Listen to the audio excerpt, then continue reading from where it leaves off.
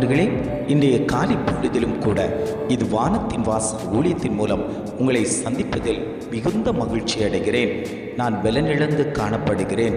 என்ன செய்தாலும் எனக்குள்ளாடி ஒரு பலன் வருவதில்லை. தேவ சமூகத்தில் அமர்ந்து கொடுக்கிறேன், ஆனாலும் ஒரு சோர்வு என்னை பின்னோக்கி தள்ளி கொண்டிருக்கிறது.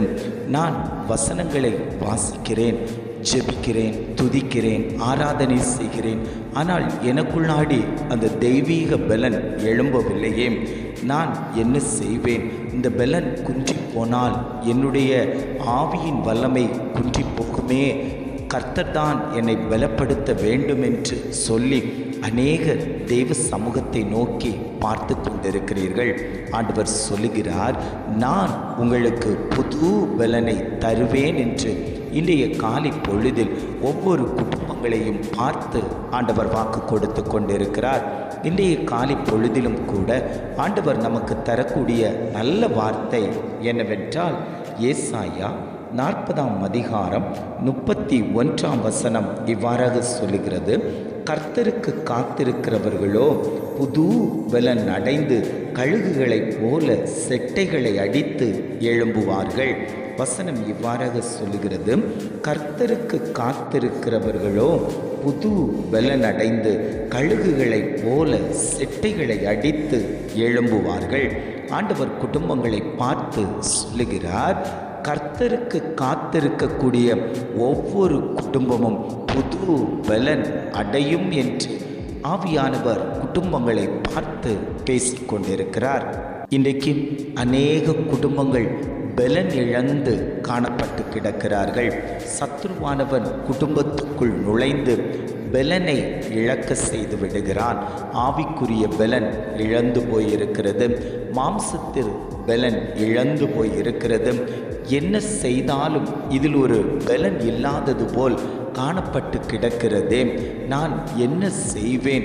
இதற்கு ஒரு விடை இல்லையா?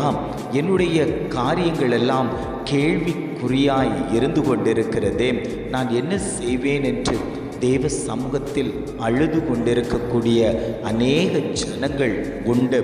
ஆவியானவர் குடும்பத்தை பார்த்து சொல்லுகிறார், நீங்கள் தேவ சமூகத்தில் அமர்ந்து கொடுக்கும்போது உங்களுக்கு தேவ பலன் கிடைக்கும். காத்திருந்து பெற்றுக்கொள்ளக்கூடிய அந்த தெய்வீக பலனை நான் உங்களுக்கு தருவேன்.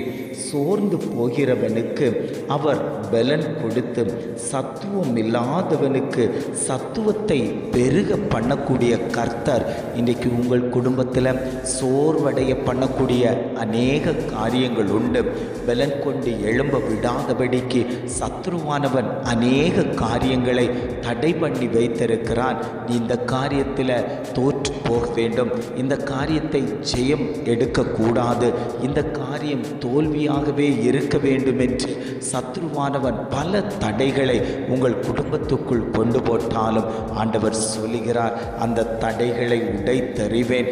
இந்த தடைகளையே நீ நோக்கி பார்த்து உன்னுடைய சரீரமும் ஆவிக்குரிய சரீரமும் பலன் இல்லாமல் இழந்து போய் கொண்டிருக்கிறதே. நான் இந்த தடைகளை மாற்றி உனக்கு நான் பலன் தருவேன், நீ எழும்பி ஜொலிப்பா என்று குடும்பங்களை பார்த்து ஆண்டவர் சொல்லி கொண்டிருக்கிறார். அவருடைய பலன் உங்களுக்குள்ளாடி கடந்து வரும்போது கழுகுகளைப் போல செட்டைகளை அடித்து நீங்கள் உயர்வீர்கள். நடந்தாலும் சோர்ந்து போக மாட்டீர்கள், ஓடினாலும் இளைப்படைய மாட்டீர்கள்.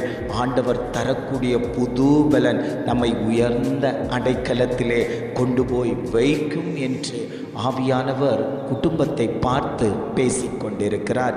எலியாவுக்கு ஒரு சோர்வு வந்தது. தான் அவ்வளவு பெரிய தீர்க்கதரிசியாய் இருந்தும், வானத்தில் இருந்து அக்கினியை இறக்கக்கூடிய தீர்க்கதரிசியாய் இருந்தும், அநேக அற்புதங்களையும் அடையாளங்களையும் செய்த தீர்க்கதரிசியாய் இருந்தும் ஒரு வார்த்தையின் நிமித்தம் அவன் பலன் இழந்து போய் சூறை செடியின் கீழ் அமர்ந்து கொண்டான். அவனுக்காக வானத்திலிருந்து அப்பமும் தண்ணீரும் கொண்டு வரப்பட்ட போது அவன் எழும்பி அதை புசித்து ஓரேபென்னும் பர்வதத்துக்கு அவன் பலனோடு நடந்து போனானே. ஆனால் ஆண்டவர் இன்றைக்கு குடும்பத்தை பார்த்து சொல்லுகிறார், பலன் இழந்து கிடக்க கிடக்கக்கூடிய மகளே, பலன் இழந்து கிடக்கக்கூடிய மகனே, பலன் இழந்து கிடக்கக்கூடிய தாயே, தகப்பனே, உனக்கு வார்த்தையாகிய வசனமும் போஜனமாகிய வசனமும் பரிசுத்த ஆவியாகிய தண்ணீரும் உனக்குள் வரும்போது நீ பலனடைவாய். நீ போக வேண்டிய தூரம் வெகு தூரம். எதை நோக்கி நீ போக வேண்டும் என்று நினைக்கிறாயோ அந்த காரியத்தில் ஜெயம் கிடைக்கும். அந்த பரம கானானுக்குள் போய் சேர முடியும். அந்த அக்கறையை போய் சேர முடியும். சத்துருக்கள் உன் பக்கம் வருவதில்லை. சத்துருக்களை எதிர்த்து போராடக்கூடிய பலன் உன் சரீரத்தில் உண்டாகும். உன்னை நான் பலப்படுத்துவேன். பலப்படுத்தக்கூடிய கிறிஸ்துவினாலே எல்லாவற்றையும் செய்ய பலனுண்டு என்று சொன்ன வார்த்தையின்படி ஒரு பலனை நான் உங்களுக்கு தருவேன். அந்த பலன் தேவ பலன், பரலோகத்திலிருந்து இறங்கி வரக்கூடிய பலன். அந்த பலன் உங்களுக்குள்ளாடி வரும்போது சிங்கத்தை பீரிடவும் கரடியை பீரிடவும் உங்களுக்கு நான் பலத்தை தருவேன். தாவீதுக்கு அந்த சின்ன வயதில் கொடுத்த பலன் உங்களுக்கும் நான் கொடுப்பேன். அவன் ஆடுகளை மேய்த்து கொண்டிருந்த போது தன் மந்தையிலிருந்து ஆடுகளை பீரிட வந்த சிங்கத்தையும் கரடியையும் ஒரே நபரால் அவன் பீரிட்டு முறியடித்து கொண்டானே. ஆனால் நான் உங்களுக்குள்ளாடி வரும்போது உங்களை சுற்றி இருக்கக்கூடிய உங்கள் குடும்பத்துக்குள் இருக்கக்கூடிய பொல்லாத வல்லமையாகிய சத்துருக்களை நீங்கள் பீரிட்டு அவைகளை முறியடித்து ஜெயம் கொள்ளக்கூடிய தேவ பலன் உங்களுக்குள்ளாடி உண்டாகும் என்று ஆவியானவர் திட்டமும் தீர்மானமும் குடும்பத்தை பார்த்து அவர் பேசிக்கொண்டிருக்கிறார். நீங்கள் என்னுடைய சமூகத்தில் அமர்ந்திருங்கள். தேவ பலன் உங்களுக்குள் உண்டாகும். கர்த்தருக்கு காத்திருக்கிறவர்கள் புது பலனை அடைவார்கள் என்று சொல்லப்பட்ட வார்த்தையின்படி புது பலன் உங்களுக்குள்ளாடி கடந்து வரும் என்று ஆவியானவர் இன்றைய காலை பொழுதில் குடும்பங்களை பார்த்து ஆண்டவர் சொல்லிக் கொண்டிருக்கிறார். ஜெபிக்கலாமா?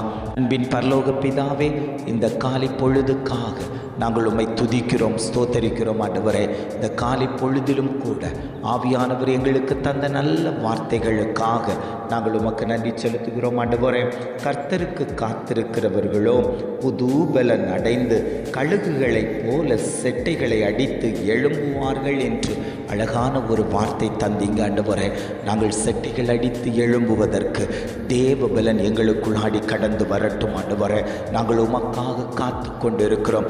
கர்த்தருக்கு காத்திருக்கும் போது கர்த்தர் எங்களுக்கு பலனையும் சுகத்தையும் ஆரோக்கியத்தையும் கொடுத்து அனுதினமும் உம்முடைய வார்த்தைகளில் ஜெயம் கொண்டு உம்முடைய வார்த்தைகளுக்காக காத்திருந்து உம்முடைய வார்த்தைகளை கை கொண்டு நாங்கள் நடப்பதற்கு தேவன் இரக்கம் பாராட்டும்படியாய் நாங்கள் ஜெபிக்கிறோம். ஆண்டவரே, இதை கேட்டுக்கொண்டிருக்கக்கூடிய ஒவ்வொரு குடும்பத்தின் மேலேயும் தேவ கரம் வைக்கப்படும்படியாய் நாங்கள் ஜெபிக்கிறோம்.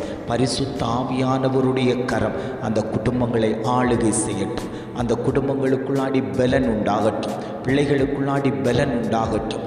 தேவ பலன் உண்டாகட்டும். கர்த்தர் பெரிய காரியங்களை குடும்பங்களில் செய்யும்படியாய் நாங்கள் ஜெபிக்கிறோம்.